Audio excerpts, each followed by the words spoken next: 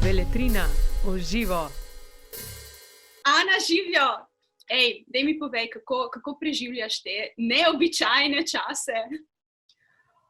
Pa v resnici je tehnično zame precej podobno, tehnično formalno, ker delam od doma, navajena sem te dinamike, ne družim se veliko, navajena sem te dinamike, sprehajam se, tudi to je čisto običajna dinamika. Vse, kar je drugače, je pač ta počasi vznikajoča tesnoba, kaj se bo zgodilo potem, ko bomo enkrat pač opustili maske, opustili rokavice. To predvsem. Mislim, da je moja zavest majčkeno drugačna, no? Okoliščine, tehnika je pa ista. Pač doma sem. Misliš, da bo takrat po koncu tega, kar se zdaj dogaja, tudi literatura kar naenkrat drugačna? Upam, da ne. Ne, resnično, ker če bi zdaj pisatelji in pisateljice začeli vzgajati nek ekstremno političen angažma, bi jim to jaz mogoče zamerila. Zato, ker bi s tem izgubili tudi neko transčasovno kakovost, ki jo umetnost po mojem mora imeti, no. Jaz sem o tem precej premišljevala in tudi precej slabe vesti sem imela, ker pač pišem že 3. knjigo, ne.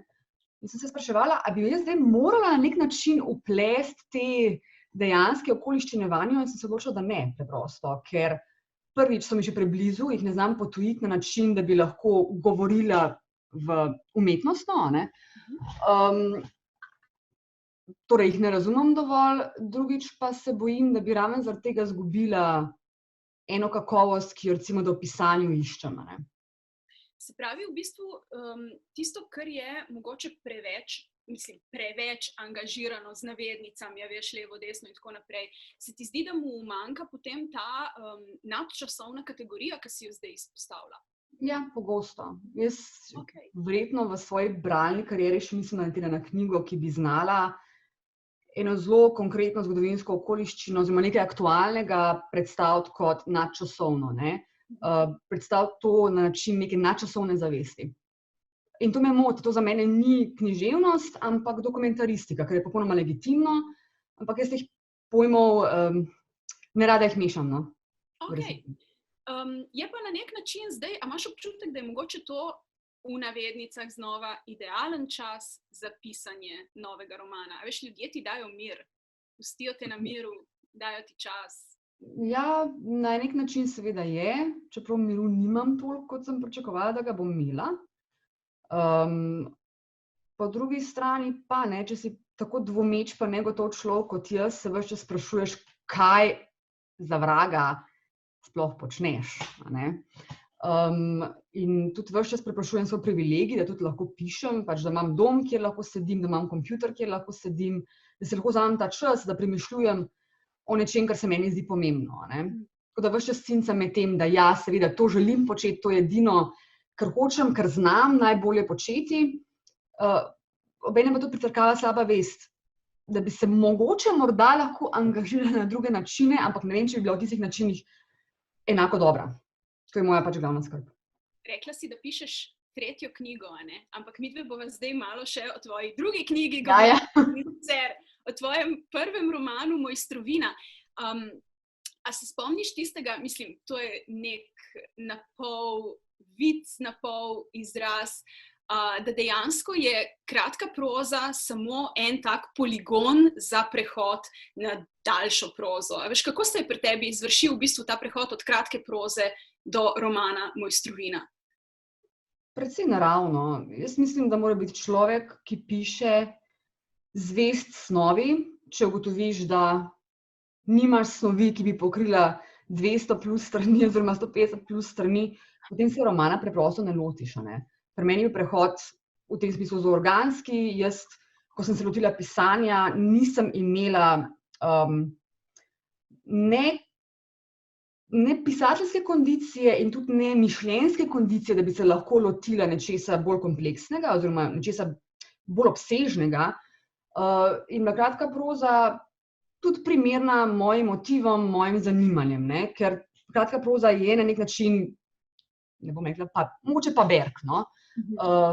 Scena iz življenja, ki jo lahko približaš, povečaš, roman pa ni samo povečevanje ene scene, ampak povečevanje enega toposa, ne, v končni fazi, ene krajine. In jaz sem do tega prišla bit by bit. In se bom seveda tudi k kratki prozi vrnila, ker mi je pač to precej ljub žanr. Ti v bistvu na nek način, se pravi, formo prilagajaš vsebini, a ne, dobesedno. Ko ugotoviš, da imaš neko ta večji, obsežnejši pejzaž za opisati, greš rajši na roman, se pravi. V bistvu se mi je zdelo zelo zanimivo, pa zdaj te bom kar citirala, a veš, ker si tako v opisu tega romana si rekla, da kar me je k pisanju romana resnično povabilo, je vprašanje, na kakšen način se ljudje srečujemo s samimi seboj, s tako rekoč svojo usodo in kako ta srečevanja prenašamo. A si ti roman mogoče zastavlja na nek način tudi kot en tak psihološki poligon? Tako na en tak mogoče naturalističen način, kjer določene karakterje spustiš v neko določeno okolje in vidiš, kako reagirajo. Ja, to si precej dobro povzela. V resnici, preden sem imela situacije, sem imela ljudi, ne? In čas. Zaplet sam se je pa postavljal sproti v resnici. Nisem čisto dobro vedela, kam bom prišla, oziroma kaj se bo do konca zgodilo. Imela sem končni prizor, ne pa vsega vmesnega dogajanja, ne? Ker sem morala slediti neki logiki likov. Se pravi, ne, a veš, to se mi zdi zanimivo, ker pogosto pač pisatelji pravijo, da a veš, liki so tisti, ki vodijo zgodbo, ne? Ker mislim, tudi če si ti zastaviš, pa je še tako trdno strukturo, pa vseeno je logika likov tista, ki te vodi dalje. A je bilo tudi v tvojem primeru dejansko tako, praviš? Ja, mislim, da je to nujno tako, no? Ker sicer nisi zvest ne likom, ne življenju. Ne? Nekatere zakonitosti je vseeno pri pisanju treba upoštevati, nekatere zakonitosti življenja, ne? Tudi naše neke osnovne psihologije, naših osnovnih življenjskih preživetvenih mehanizmov, se mi zdi. Če se temu izneveriš, se izneveriš tudi književnosti, ne samo življenju. In s tem pač dobiš na koncu nek produkt, ki ne govori nikomur zares, se mi zdi. Imaš pa, mislim, zelo zanimiv glavni lik, ne, zelo zanimivo protagonistko, ki dela kot urednica na Mladinski knjigi v 80-ih, je pa hkrati tajna agentka. Kaj je na urednici takega, da si mislila, da bi postala dobra tajna agentka? Daj mi povej. V resnici ne bom skrivala, da si ti že podala odgovor v zakulisju, ko si pač dopisovali. Vsak dober bralec, vsak natančen, predan bralec je hkrati tudi dober bralec značajev. Zame je bil to samo pač naslednji korak. Okay, če imam lik, ki se celo življenje ukvarja s knjigami, oziroma so mu knjige, cilj in namera, potem je predvsej logično, da bo tudi dobro izpolnjevala nek poklic, oziroma ne poklic, ampak neke naloge, ki vključujejo branje ljudi. Se mi zdi pač, da je to en tak krog. Kaj reči? Ampak je zanimivo, ne? Zato ker pač tvoja junakinja, Ana Miller, ki na koncu pač postane res, vzame tako rekoč življenje v svoje roke in zato tudi spremeni priimek, oziroma kaj privzame svoj dekliški priimek. To v zgodbi.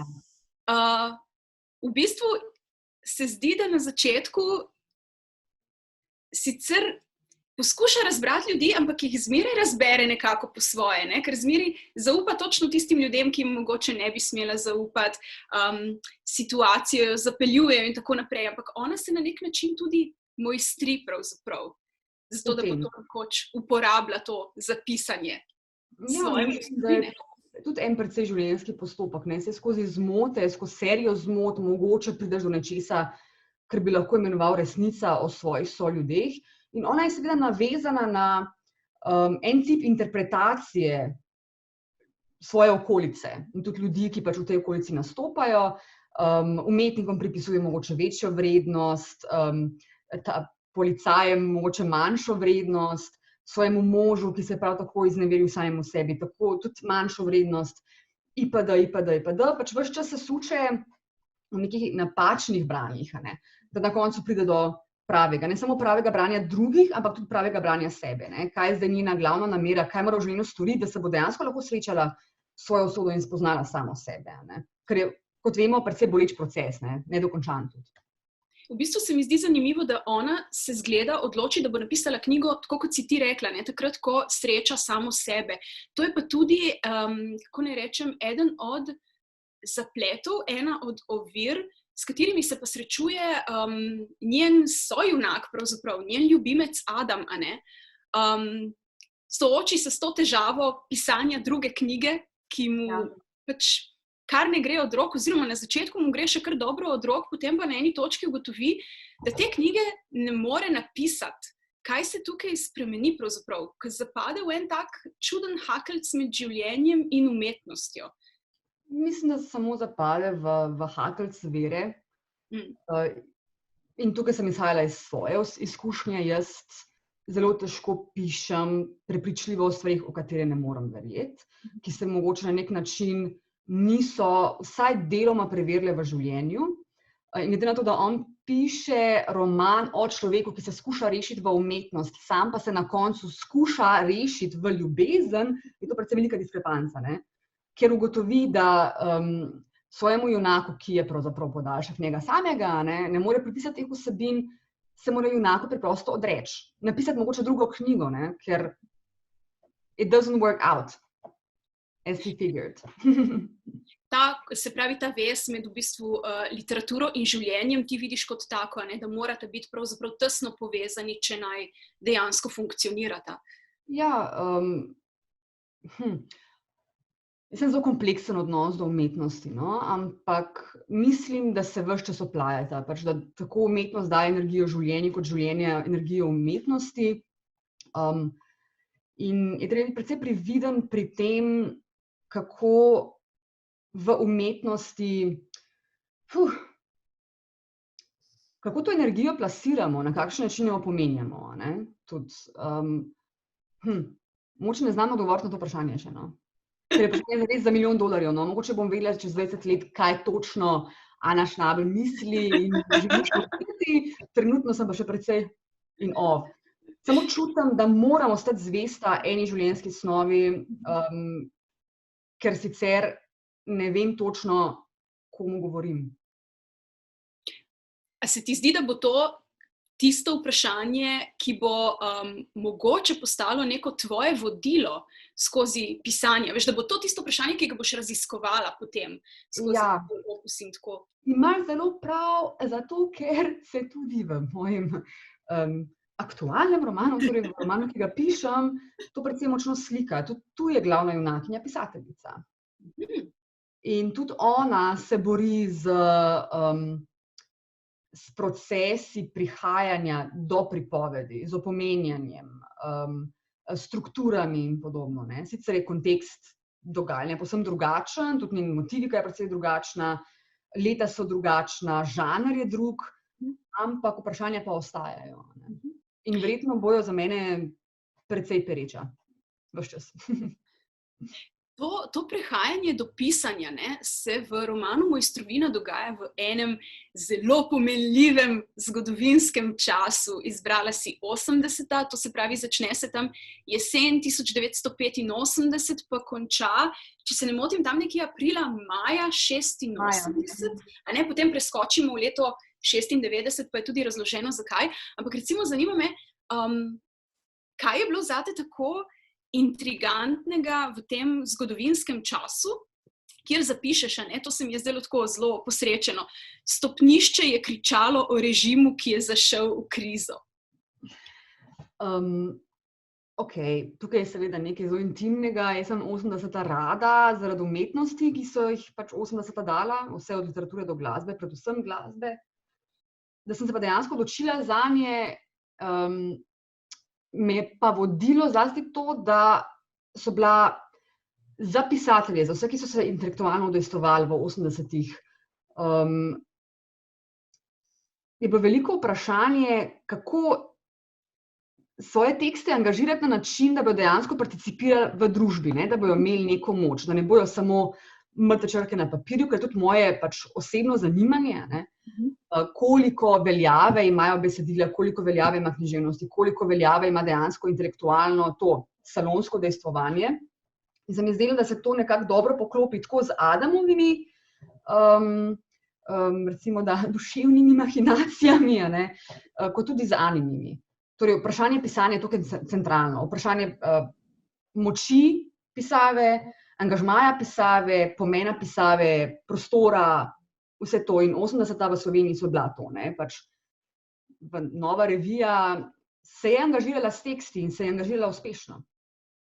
V bistvu ti tudi omenjaš novorevijaše, tako sicer ostajajo precej v ozadju, oziroma Adam se nekako druži z novorevijaši, ampak se zdi, da zmeraj obstaja tako malo na obrobju, da še sam ne ve točno, kaj bi s tem, pa kam bi se dal.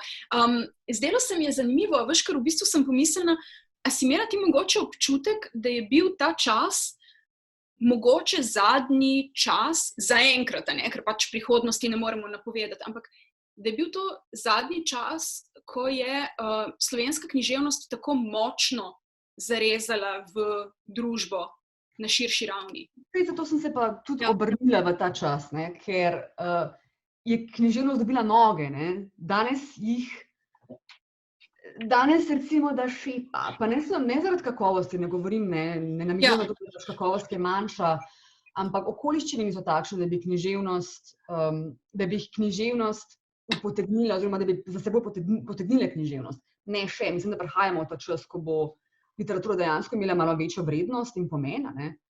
Ravno zato, ker se bojo nekatere prostočasne aktivnosti in dejavnosti tako izčrpale, da bodo ljudje dejansko začeli posegati po književnosti. Takrat pa je bil predvsem ugoden čas tudi zato, ker so intelektualci še vedno imeli neko to staroveško veljavo. Imeli so funkcijo apeliranja, torej so apelirali, so opozarjali, so mislili na mesto in na mestu ljudi. Danes pa pač v tem novem populizmu se pa naša mogoče, če pa se ne prišteje med intelektualke, ta funkcija razkraja. Žal so okoliščine precej slabe za biti pameten in odgovoren. Zakaj misliš, da je temu tako, na primer? A razbiraš kaj v trenutni situaciji takega, da je vodilo tega, pripeljalo do tega?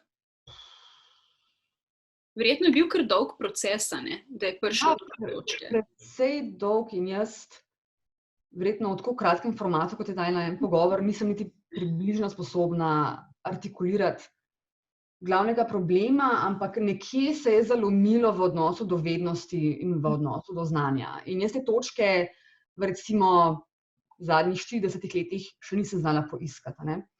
Lahko bi rekli, da gre tukaj za konec hladne vojne, za združevanje svetov, s tem tudi po preproščanje, poenostavljanje vidikov, za uniformacijo zavesti, IPD, internet, socialne medije, pač ogromno enih dejavnikov, ki so prispevali k temu, samo ne vem, kam postaviti piko. Mislim, da tudi pike ni, da se to razvija rizomatično, da se procesi med seboj oplajajo in da smo v situaciji, v kateri je vednost v nenehni krizi in se mora ves čas opravičevati, pa ves čas predstavljati kot vednost. Tisti, ki nekaj znajo, ki nekaj vejo, se mora ves čas boriti za pozicijo, ki bi jim v resnici morala biti podarjena. Družba bi morala odgovarjati za svoje, ne bom rekla samo intelektualce, znanstvenike v končni fazi, za ljudi, ki so nosilci znanja, vednosti, ne samo informacij.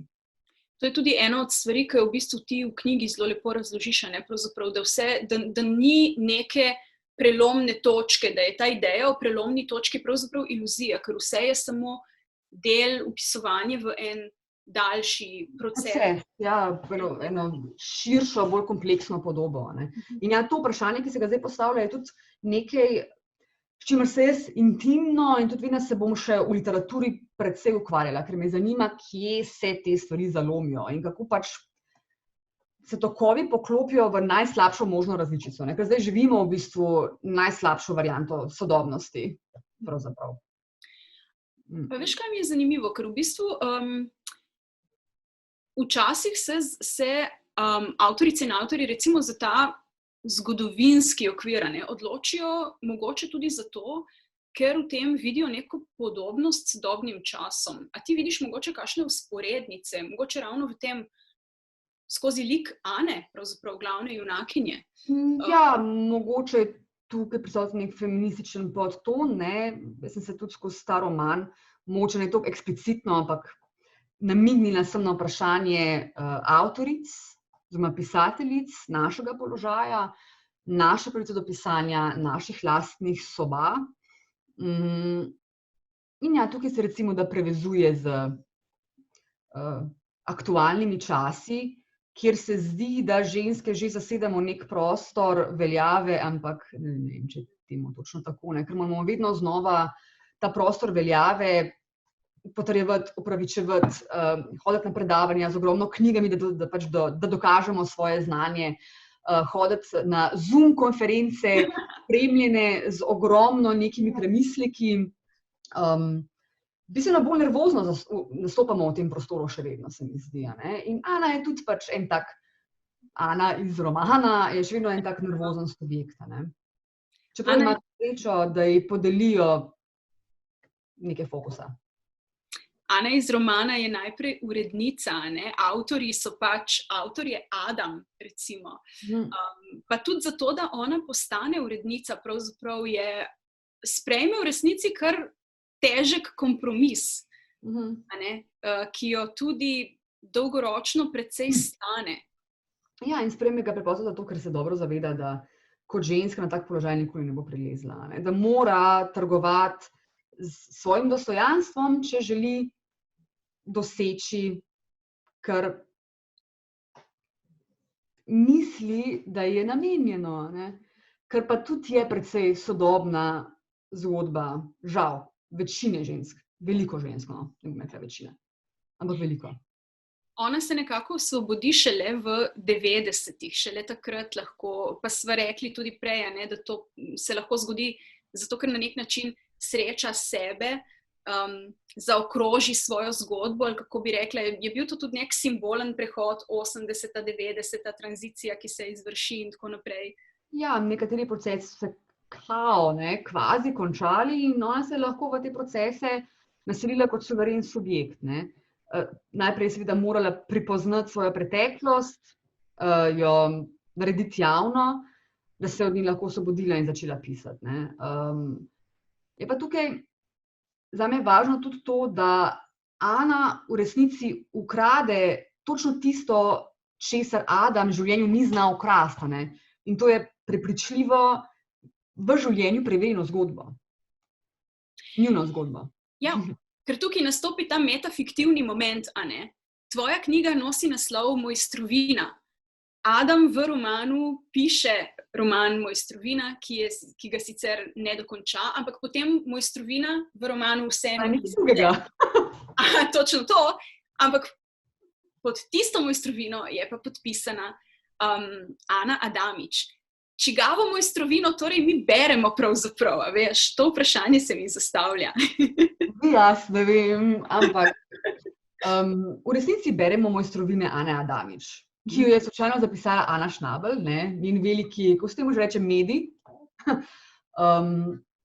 Ja, njeno knjigo, vse to so pač njeni vidiki, to je njena zavest. Ne. Tudi takrat, ko se zdi, da govori Adam.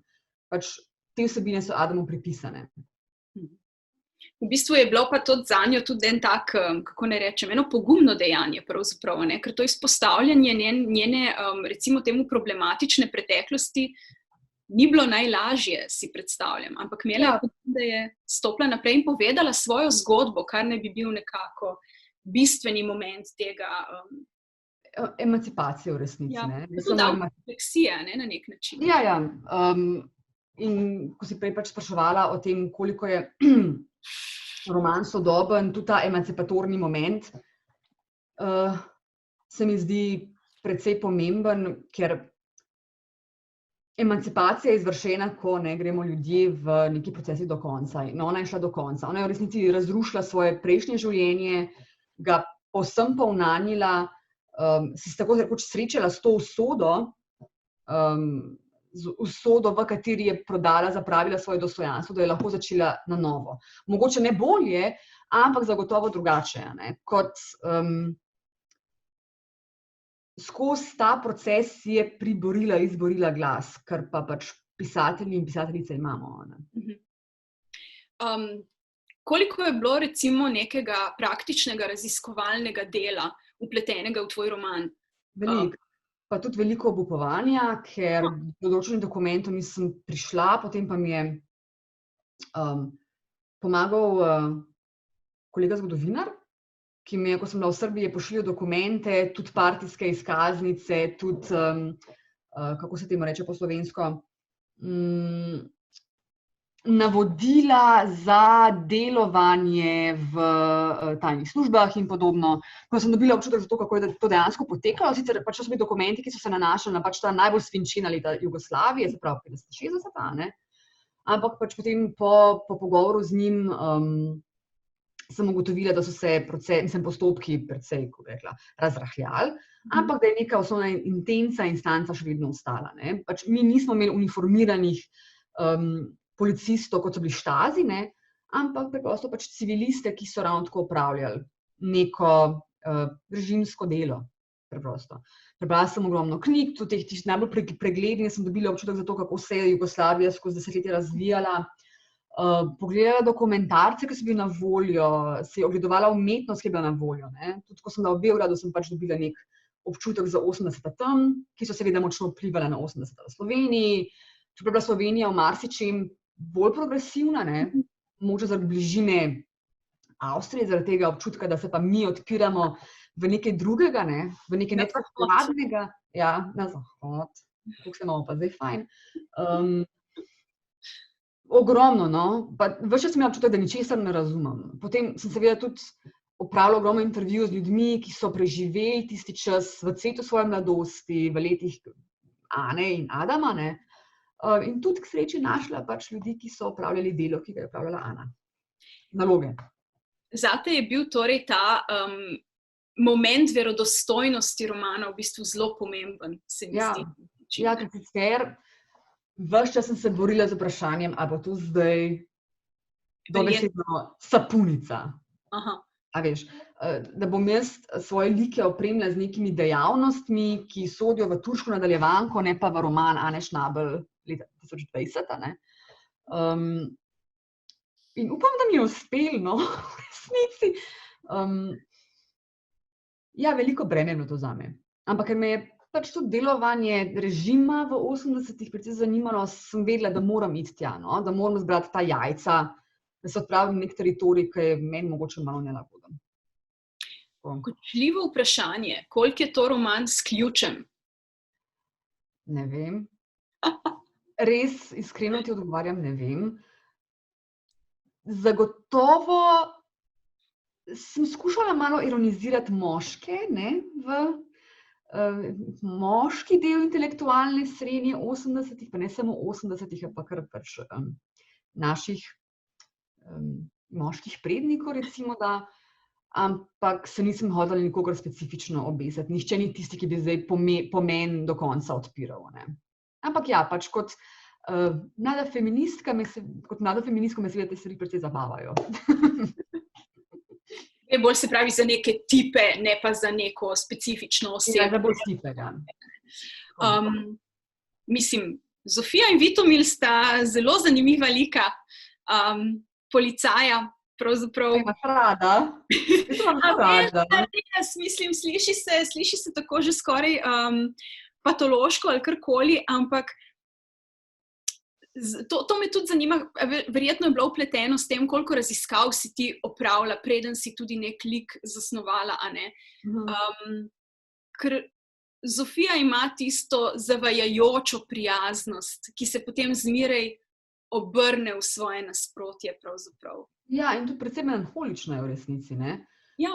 Mislim, da lahko ta njena hkrati krutost in prijaznost izhaja prav iz njene melanholije. V resnici je predvsem neravnovešen lik. Ne? Ona, she's doing a job, v katerega ne verjame več prav zares, ampak ga mora, ker je pač prepletena z režimom, ker je preprosto nastopila to mesto in mora odpeljati določene procese do konca. veri ali ne veri navkljub, ne, v tem slogu.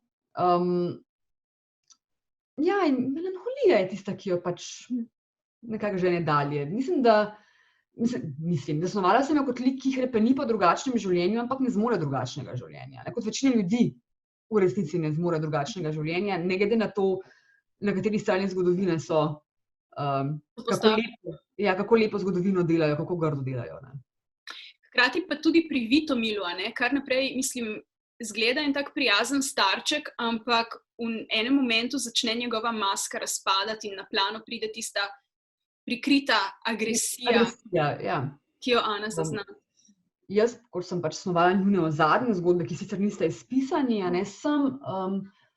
si Vitomila zamišljala kot nasilnika, no? Kot nekoga, ki je zmožen tudi udariti ženo, če pač pride do konflikta. In obadva, ker opravljata delo, ki se ves čas prehaja po robu resnice in laži, sta že privzela neke obraze, neke maske, ki dobro funkcionirajo v tem kontekstu. Imata pa pač sta pa klasična nevrotika, sicer, ne. Nista močna, samo sta na neki poziciji moči, ker je življenje tako naredilo in v to poklicalo. So pa vsi liki v tvojem romanu na nek način liki na robu živčnega zloma, liki v krizi. Zdaj, pri enih ta kriza pride do izraza tako nenadno, kot pri Vitomilu ta razpoka, ki se nenadoma pojavi, pri drugih, recimo tudi v Anini zasebnosti se zdi, da mogoče ni vse tako pošlihtano, kot bi človek rekel na prvi pogled, se pravi, se je kriza že začela nekje v neizpisani preteklosti. A se ti zdi, da je dejansko kriza tista, ki pokaže človeka z njegovim pravim obrazom? Definitivno. Tudi kriza te prisili. Te bodisi prisili v to, da se samim seboj srečaš ali pa pač zavedno zapreš ta vrata, ne. In Ana je v resnici edina, ki kljub temu, da jo bremeni ogromno grdega, ogromno nelepega, ogromno neetičnega, edina, ki gre v tem procesu do konca, ne. Vsi ostali se pa pred tem, kar jim usoda dejansko ponuja, zavarujejo, ne. Mogoče je Sergej tisti, ki tudi stopi. Sergej in Vera še mogoče kotirata, ne, recimo, da isti ravnini, drugi pa absolutno ne, sploh ne Adam. Veliki loser romana se zdi, da je Adam. Mislim, ni se sposoben odločiti, veš, niti za spremembo zasebnega življenja, ni se sposoben odločiti, da bi podpisal, da bi bil eden od podpisnikov te novorevijaške iniciative, ni sposoben nadaljevati s svojim romanom, se pravi, ni se sposoben soočiti samim sabo, čisto preprosto. Ja, se aktivira za življenje, ne? Lahko se aktivira za tisto, kar je že spoznal kot življenje, ne pa za to, kar bi morda življenje lahko bilo. Sicer, jaz sem njega tudi izjemno rada, ne? Da sem ga napisala kot luzerja, mislim, iskreno mi je žal, da sem ga morala, ampak pač njegova duševna zasnova me je to vodila, ne? On je človek inercije in inertni človek ne bo podpisal ničesar, s čimer bi se preveč izpostavil, ne bo dokončal romana, s katerim bi se preveč izpostavil, ne bo se ločil od žene, s čimer bi se spet precej javno izpostavil, ničesar takega ne bo naredil, ne? In mislim, da to je tudi nek precej prevladujoč ljudski model, no. Adam smo mi, ne? Ana so neki drugi ljudje. Ana je v bistvu tista, ki si upa se izpostaviti in to se mi zdi, da je bilo že recimo tekom tega pogovora večkrat rečeno, ne? Ampak tako se tudi pisateljice in pisatelji oziroma avtorice in avtorji zmeraj znova izpostavljajo, ne? Ko ponujajo svoje delo javnosti na vpogled vsem. Ja, to je ta akt je akt neke temeljne ranljivosti, ampak ne izhaja pa iz ranljivosti, ne. To je mogoče ta meni ful zanimiva dinamika, izhaja v resnici iz samoljubja. Nihče ne bo ničesar svojega dal svetu, če na nek način z enim delom srca ali glave ali drugih udov ne bo v to verjel, ne. Torej verjel vase. Zame je pisanje v resnici ultimativen tip komunikacije. ki pa pač prihaja iz enega izjemno nekomunikativnega dela.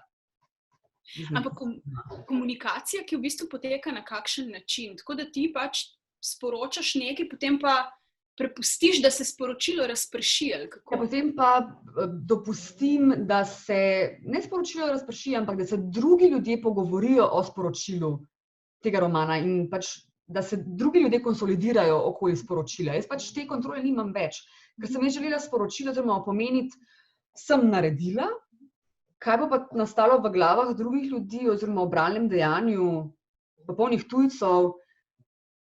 To mislim, da je tisti pač srž te literarne komunikacije. Ne veš, kaj se bo zgodilo zares, ne? Vznemirljivo je. Se ti zdi, da se takrat pravo življenje romana šele začne na nek način? Ja, definitivno. Ti za konec bi te čisto tako vprašala, veš, sneak peek.